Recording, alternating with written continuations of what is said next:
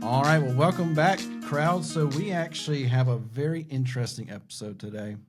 I have two guests in-house with me. One is Hannah. You've probably heard of Hannah. I work here, yeah. You work here. You've been with us for a long time. Yeah. And then I have Ava. But what's interesting, we're all in person. Ava, you're supposed to be in California right now behind a screen, but you made it No. all the way to Birmingham. Well, that's probably a long flight. Wouldn't miss it. Yeah, exactly. So we really appreciate that. So also to our audience, go to YouTube, go look at this video. You're actually going to see us all interacting and just having a good time. But let's get right into the episode. So who I have here today is Ava Winslow. She is with Flip AI. I think if you're in the urgent care space, you've probably heard of them by now. I think maybe. I would hope so. I hope so. Anyway, but she's the founding account executive at Flip. She's been there for about a year. She's originally from Kansas, made it to Texas, and made it to California. She kept going west. Westward expansion, baby. And then we brought her over to Birmingham, and apparently she heard the Southern accent coming out today. Me immediately. Yeah, And exactly. we've met like twice in person. The rumors are true. Yeah. Yes. So Ava, welcome to the podcast. And as Nick would say, tell us one thing about you that nobody knows. Oh gosh. And I'm so excited. Thank you for hosting me. I'm excited to be the first in-person guest. Okay, if I can use this one. So Ava Winslow, I am a descendant of Edward Winslow, which is how we know about the first Thanksgiving. If it weren't for a letter that he wrote to someone talking about the first Thanksgiving, he is the only detailed primary source. That's a really good one. That's a good, fun, like historic. I didn't appreciate it. So my dad is a huge history buff, and we had a family crest, the heirlooms. We had the entire book, and he would always want to geek out over it and show it to my sister and I. And we were like, no, we just want to listen to our boombox and rock out. We had no interest, but it's recently become something I appreciate. And I played the Edward Winslow letter. It's on Spotify. I play it every Thanksgiving at the Thanksgiving table. So that's kind of if you need any inspo next season. That might be the most noble fact we've ever heard. Yeah. It's interesting. It's history. It's very interesting. Yeah. All right. Well, that's our fun fact. So let's get right into Flip and Ava. So Ava, give us a little bit of your background. Tell us about how you got from Kansas all the way to California and you started working with Flip. Kind of give us the overall. Yeah, definitely. I guess it feels like my career background has been a bit scattered, but when I look at it overall, it was all rooted in relationships. Mm-hmm. I started working from the second I turned 16. Good old North Italia. Any fans in the house? Oh, we have one here. Like North Italia was the spot, still is, in Leawood, Kansas, and I hauled it at North Italia. Brunch, but delish. It's all great. I could tell you every menu ingredient, but it was, they held the staff to a really high service standard, and it was before they went super corporate. So I did just about every role in the restaurant. Paid my way through college. And I secured a job in Dallas during my senior year at the University of Kansas. And so in Dallas, I worked my way towards a promotion to grow a new industry vertical in data centers and technology. Again, it was software industry, but it was contractor management software, not super related to what I do now, to be honest. But it was another nerdy, right, a little nerdy. A clear example of just like jumping into something unknown and seeing where it goes. And so I grew that quite a bit. And then when it was going to be time for me to have to go back to Dallas, I wanted to see what else there was for me out west. Mm-hmm. And I met Flip. So I was brought on. My final interview was on a Friday. I asked one of our founders if they wanted me to start Monday. They said yes, and so it was. And no delay there. It was last September before we had launched the healthcare vertical. We started very specific into urgent care, and it's been full speed ahead ever since. That's awesome. I mean, it sounds like you're getting closer and closer to software stuff. So are you just going to be a software person the rest of your life? I guess I'm learning so much about it that I feel like it would be a shame to stop now. So yeah, exactly. Just keep going into the cauldron. So all right, so so we got to understand a little bit about you. So let's talk about Flip. Like you said, you mentioned it's pretty new, but y'all made a pretty big impact already in the healthcare space. So kind of tell us the origin story of Flip and why it's so important now. Yeah, I guess so. To clarify, Flip as a company isn't new in the voice AI space, but the healthcare and urgent care vertical is. So we've been doing voice AI because the phones and call centers have been a revenue revenue leak since, the dawn of time. Yes. Still today. Right. But our whole bread and butter is we go extremely in depth into the verticals or the industries that we service, and that so that we can, integrate with everyone. We can be a master at what we do. We can be extremely valuable, and then we can, ultimately our goal is to be everyone's favorite vendor to work with and the most valuable tool in their tech stack. So nice. We do that by integrating with everyone, doing what we do really well, which is conversational AI on the phones. And we have use cases built out specific to each vertical that we enter. And so when September came around, the product was just about ready to be sold to the masses, so to speak.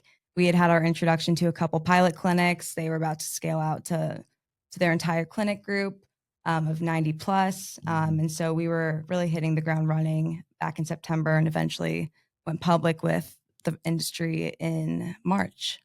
Nice. That's awesome. So pretty fresh in the industry, but you're already making big impacts. I would say so. Yeah. Yeah. Well, and so Flip, yes, it's conversational AI, but really is, like you mentioned, it's helping plug that revenue leaking. When I was at Dallas, we had talked about how the front desk makes a big impact. And so you guys are like, well, we can help with that in a lot of ways. And you even gave us information to put in our slides. Yeah, we used your case study. Yeah. I gave some Spark notes. Yeah. Great. Yeah, exactly. And you had a full house for that presentation. There were awesome. 80 people. So it was a lot, and they really liked it. So it worked out pretty well. We actually have a webinar coming up.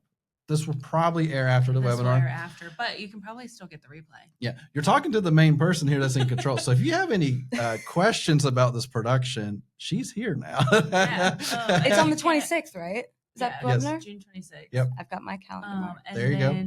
Yeah, if you can't access the replay or you need it, email hello@patientcaremarketingpros.com. Exactly. And I will get it to you. Toss that in there. All right. So let's talk, because our goal today is to help urgent cares who may have heard of Flip but may not know much about it. So what kind of urgent care are you typically, like, what pain points do they have that are like, okay, I needed something, a solution. Flip happens to be that solution. What kind of pain points are you hearing? Well, it's been interesting because when we first got started, it was very specific to urgent care. And the use cases were front desk and reducing missed calls. Yes. So across the board, no one's answering all of their calls. It was scary. A human can't get to it all. Yeah. My talks, they were 40% missed calls. Yeah. And they're like, yeah, that's normal. And we're like, yeah. Like, no, it's not. Like, it doesn't have to be. Yeah. We just, I was mentioning earlier, but we just wrapped up a pilot with a group that had about 40% missed call rate, and we were able to bring it down to 22% by the end of week 1. I mean, that's an immediate. I bet they felt that. Yeah.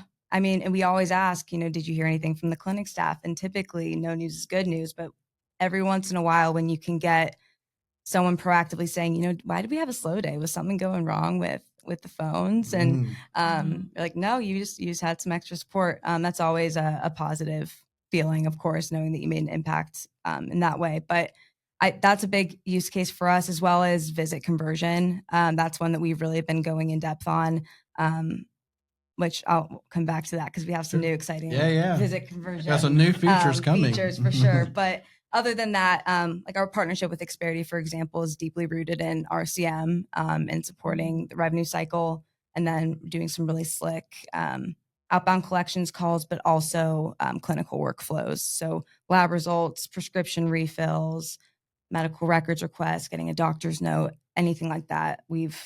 As we've grown beyond just urgent care, but into more primary care, pediatrics, health systems, just following the need of our client groups, we've seen our services expanding a little bit as well into those areas. Yeah.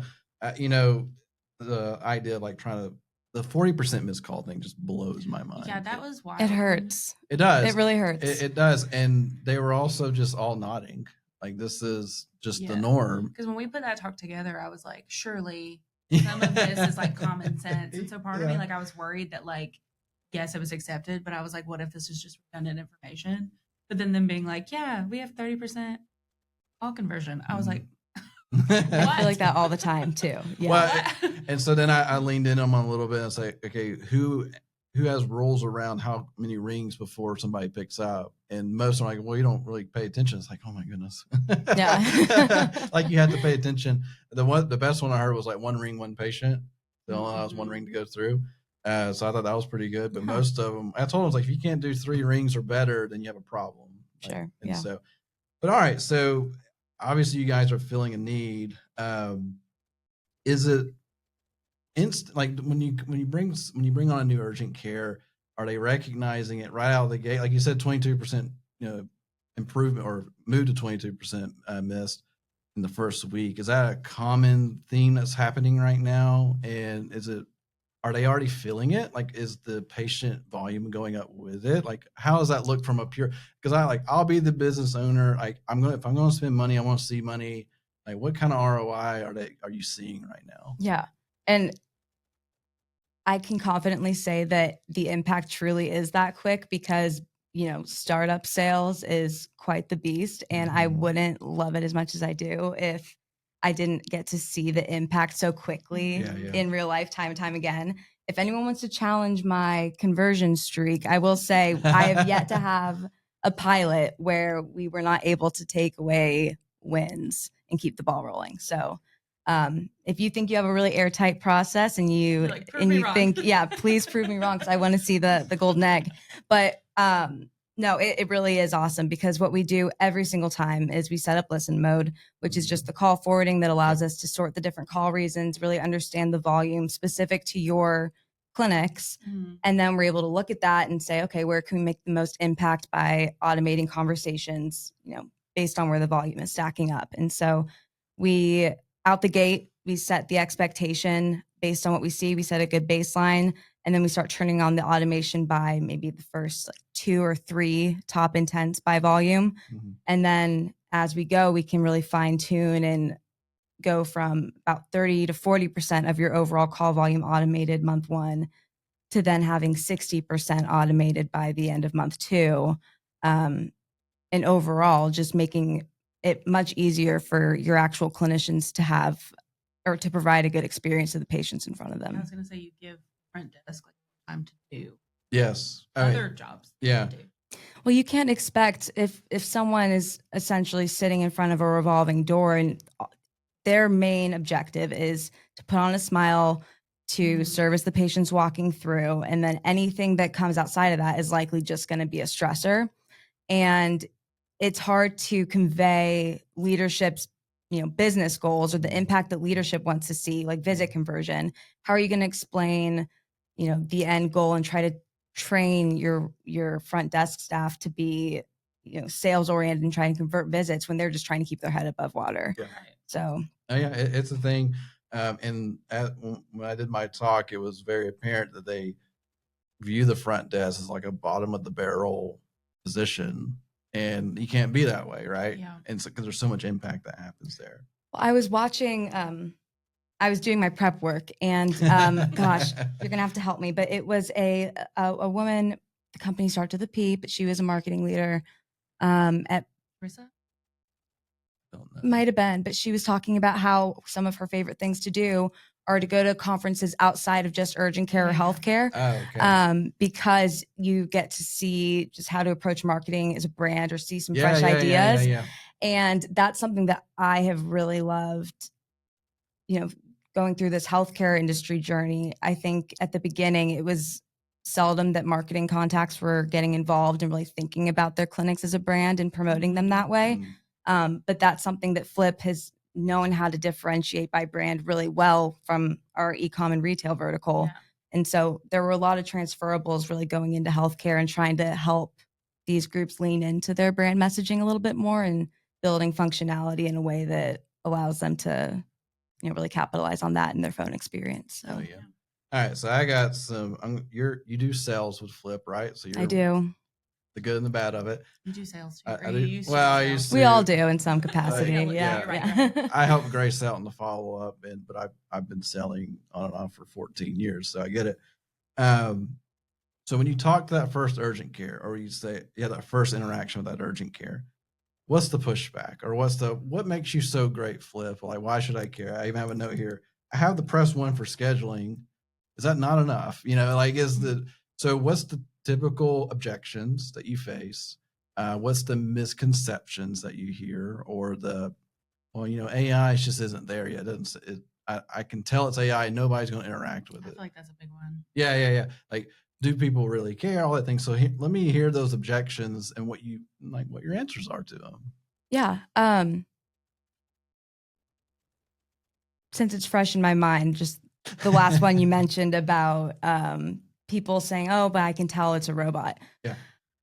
Our stance on that has always been, we're not on a mission to try to fool you into thinking it's a human, because if you're talking to someone you think is a human and they don't get the conversation perfectly and you're already having a crummy day, you're not feeling well, that's why you're trying to be seen for care, you're going to be a lot less favorably leaning towards that conversation if it doesn't go well. Whereas people actually have a little bit more grace when it's a robot, first of all. So that's been crazy to see. Yeah, and we see more some willing of that to in our speak to a own robot stuff where they recognize it, like, okay, I'll speak slowly. Like Yeah. they mentally, or they'll be more willing to stick on the call, or they'll wait that extra second. But then if they're having a bad day and it's a human that's waiting, they'll be like, they could act Yeah. unfavorably. And so we find, and we've done a ton of A/B testing on it and compared the CSAT, or the satisfaction scores, from when Flip is involved in the conversation right off the bat versus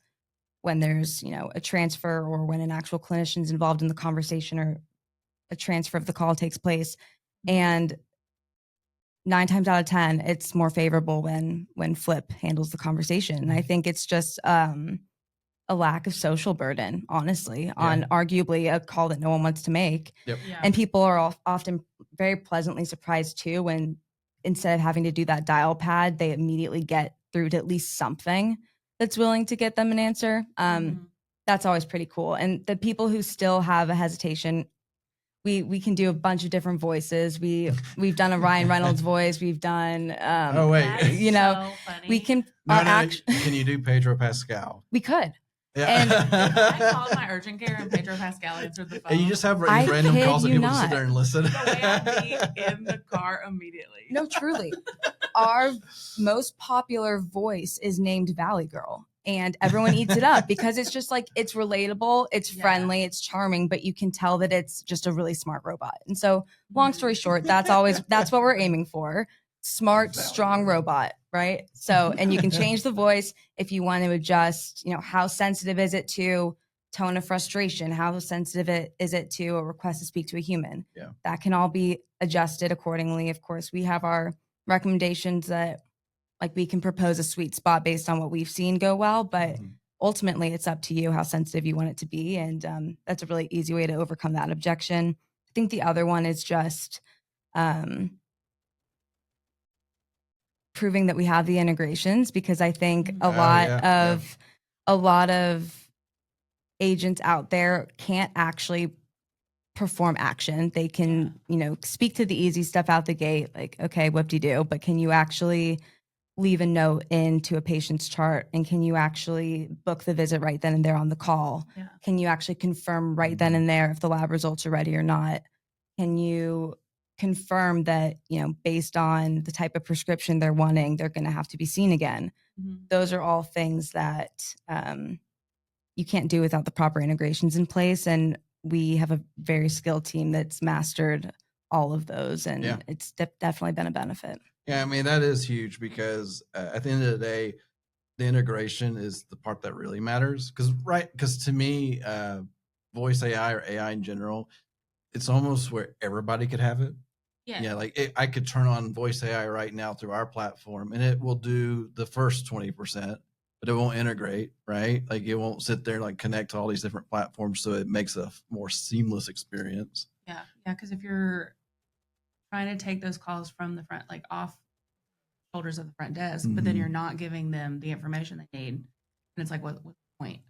Yeah. Something why would they not just answer the phone? We keep a really strong eagle eye also on things like immediate callback rate. It's like, okay, so someone called, we think that it was all said and done, but if they're calling back within the next 5 minutes, then maybe there's something that the voice AI could have handled better. And we're always proactively looking into that to make sure it's Mhm. improving. And I think that is something that sets us apart, is that support as well. Like Yeah. you'll have Oh yeah.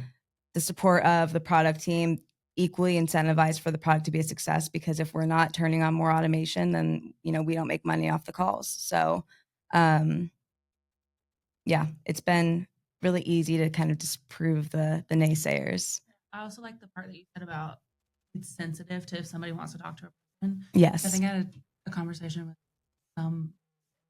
for a phone company. Some voice AI.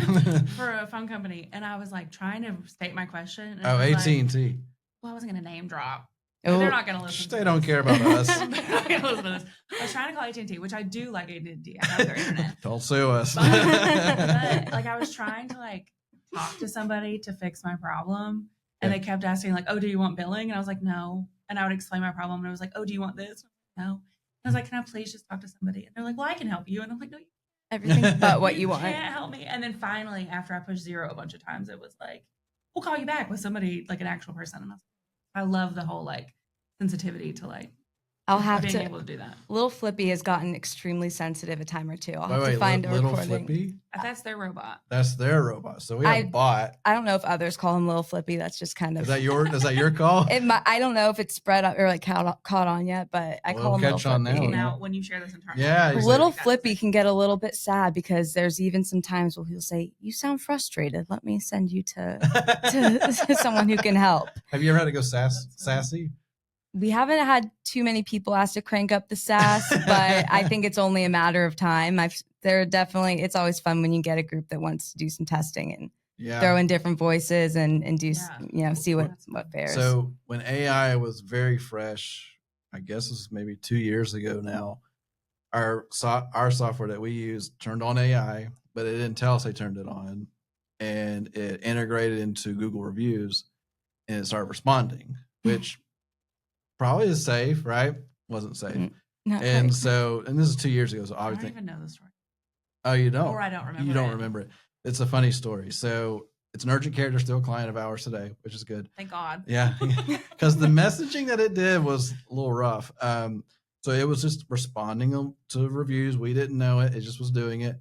And the client says, "Hey, why are y'all responding to all these reviews?" I'm like, "We're not. It must be somebody internal because we're not doing it." And then she sent a screenshot of a response, and basically it was like like urgent care suffer from 1-star reviews. We all know that. It was a 1-star review, and the patient was complaining, and then the response from AI was, "Look, Dave, we just know you don't want to pay your bill." No, Dave. Like basically, like, shut up, just pay your bill. He was candid with it. Yeah, it was super candid. We're like, wow, off. But that was 2 years ago, and so that's been the beauty of AI. Like, it has progressed so much, so fast. Now you can actually fine tune those things, like you're saying. And so, yeah, I'm curious, like, at what point, like, just turn up the sass. I'm tired of these people. Truly, the sensitivity for some call types is definitely warranted in some areas more than others, and we can, Probably we're always ready to crank up the heat. Because if I'm calling an urgent care and they're sassy with me, I might cry. Because you already don't feel good. Like you I said feel earlier. like for sales calls, you could turn on the sass pretty high, Oh, yeah. Just to kind of roll with it. All right. So one thing I wanted to touch on, because I know we're already filling our time up already, which is awesome the way it goes.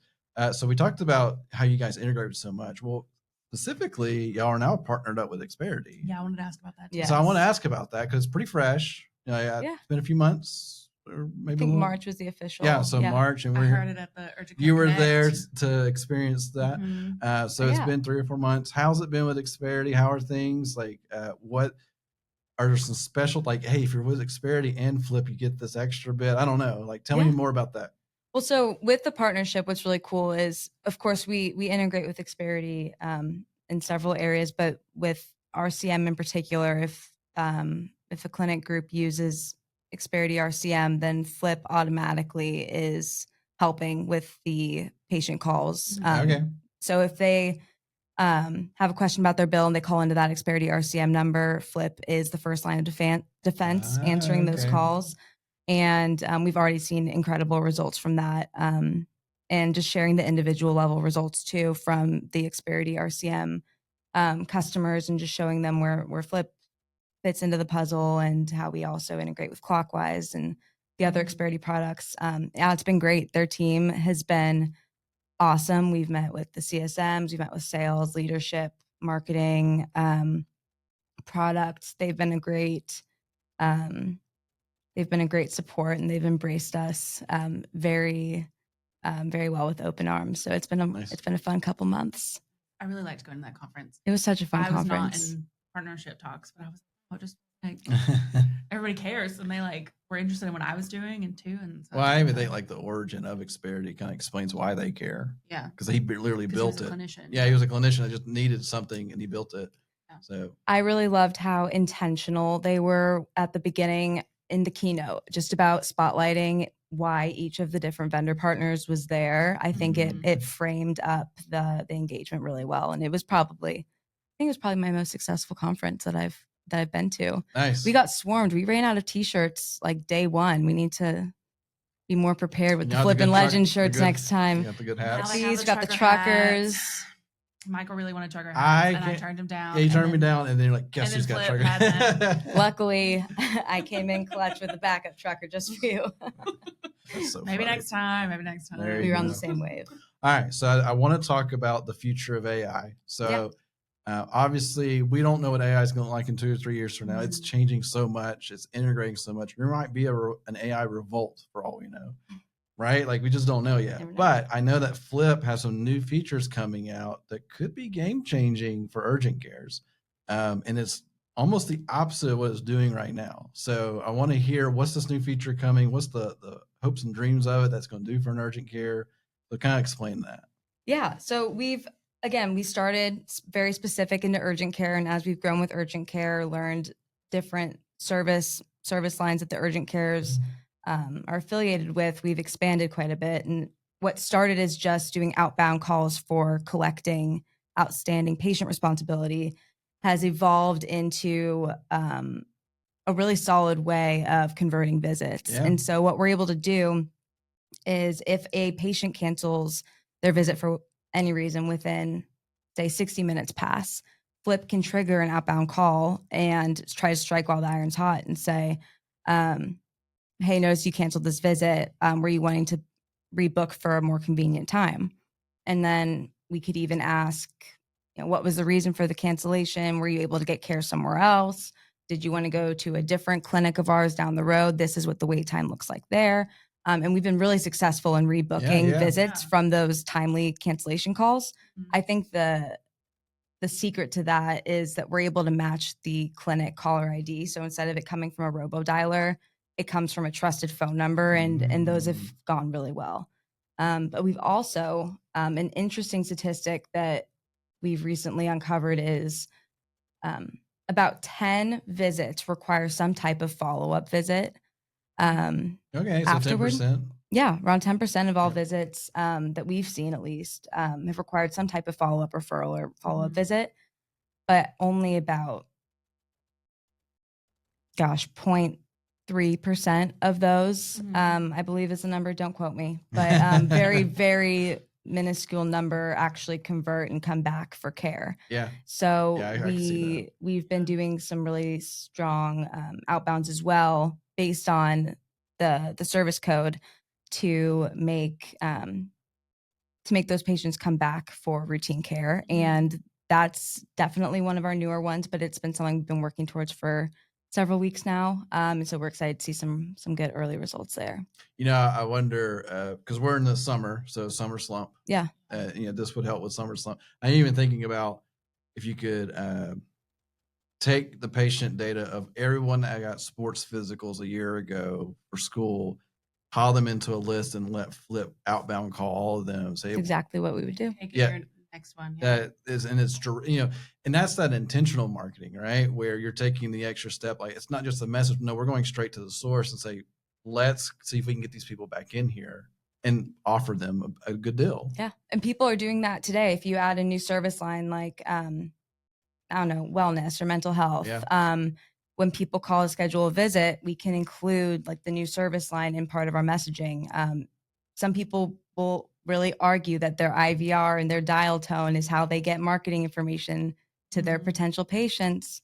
And I beg to differ. I think, doing the tailored outbound calls, like you'd mentioned, call a certain group that hasn't been in for a year, they probably need Yep. another physical. I think that's really the sweet spot there. And we've also done it with lab results, which have been across the board, all different types of That's so of fascinating. clinics. A lot of patients aren't notified when their lab results are in, other than within their portal. Yeah. We've learned, and so giving an outbound call, leaving a voicemail, just letting them know if there needs to be a follow-up visit to review the test results or the lab results. Flip can facilitate that, and again, just saves more time for the clinicians and the providers. So I mean, because we're in sales, so we know that making that extra phone call, it may take 20 calls to find that next patient to come back, but it's the effort's done, right? Like Flip just Yeah. makes the effort. right. So I bet like summer slump. So I really think that is something you could easily well, let's just, double up our numbers real quick. And just the past 2 or 3 years, we've gotten sports. Like I always go to sports physicals because we recognize that's a big thing right now going into school year. Sure. And then we joke about STD testing and all that stuff in certain towns. But the reality, like you said, like if they did this a year ago, probably need to do it again. Or did they get their flu shot and it shows that they're past due for one? Let's get them back in for that flu shot, because at the end of the day, if you get them back into the clinic, there's other opportunities there beyond why they're there. So Exactly. and that's the business side. That's the part that we have to remind our clinics about. Like, there's the business side of it. It's not being weird or taking advantage of people. You're just reminding them that you're there and that you can help them. Right. And Yeah. then Flip just helps automate it. Yeah, because if you're not establishing those relationships, it's like, hi, we're here for you every time you need something. They're just going to go find another clinic. Yeah. There's Which very is- minimal loyalty. There's Yeah. there's like in no urgent loyalty. When we did an interview with Alan Ayers on the podcast recently, we talked about the lack of brand loyalty, and they even did like actual studies where they brought people into a room with different signs and colors, and they couldn't discern the differences between the different urgent cares because they just can't remember. Right. And like we joke, the only branding you get out of an urgent care is red letters that says urgent care. Yeah. They're either red or blue. Yeah, maybe green, but If mostly. all else fails, that'll be there. Yeah, exactly. Maybe some white, but Yeah. and Like then a little razzle dazzle. yeah, here and maybe there. maybe a cross or something that represents something. It's always the same. And like American Family Care is probably the biggest, one of the largest brands in the urgent care space, and it's red, so like it's by design. Sure. But yeah, so that's awesome. I love that. I love that as something that's a proactive approach, not a Yeah. reactive approach. That's so Mhm. fantastic. Hannah, do you have anything you want to add before we close up? No, I thought this was really fun. Okay, I see. It's not hard, is it? It's not hard. This Okay. one was good. First Also, rodeo so, for like, both we of know us. we met. We had been in talks before because we were going to come in for May, I think it was April. and so we Yeah. met at the Urgent Care Connect conference before. That's right. So yeah, this was a lot easier. Yeah. Well, Had a couple rodeos. well, yeah. Well, Ava, do you have any parting words for our audience before we sign off? Also, where can people find you? Yeah, what's the and how best way they people can reach connect out with to you? Feel free to send me a message on LinkedIn. And again, free trials are always the first step. So if you want us to make some outbound calls, collect you some money. I think that's the biggest. How long is a free trial? Typically, if I reached out to Ava and said, okay, I heard about this free trial, what does that mean? We start with a week typically for most clinic groups. If it's a really large group, then we might do 2 weeks. Yeah. And then if there's still more that we want to try to prove the value, then we can tack on an extra week. Okay, so it just depends on the situation. Yeah. I'm the gatekeeper of that, I guess. Like I decide. It's all circumstantial, as quickly as we can prove the value and make sure that we've sufficiently rolled out what the interest was, then That's awesome. yeah, I work with you. So there you go, guys. Let me ask you this, because we always want to paint the picture. So I sent an email to Ava. I want to do this free trial. How quickly do you get a free trial up and running in a clinic? If you Best are, case scenario. yeah, Best case. say you're the admin on your phone system, like say you have admin access to Ring Central. If you wanted to get on a phone call with me right now for 30 minutes and we could walk you through setting up listen mode, we could have that running, Almost again, in immediately. 30 minutes. Yeah. And then we would get back together on a call a week later. I would show you the results, let you know where we would need access to or what API keys we would need in order to speak to the certain conversation types, and then give us 48 hours and we're on. Okay, That's very cool. that's pretty strong, right? So I give you a call in 30 minutes. You may have listening mode available to us, and then in a couple of days you have information, or you said a week on listening. We mode? like to let it run a week, but immediately, I mean, if you wanted to just get on a call 3 days later and look at that call volume, then we could do that too. It depends, we can move fast. So there you go. That's the offer there, And right? then people can start talking to Pedro Pascal. Oh yeah. One I need more a- step closer to Pedro. Good thing my wife doesn't listen to this because she'd be really upset. So it's totally fine. All right, Ava, thank you so much for coming on Thank today. you guys. It was a blast. Absolutely. Audience, thank you all again for taking a listen, and we'll catch you on the next one. See y'all. Bye.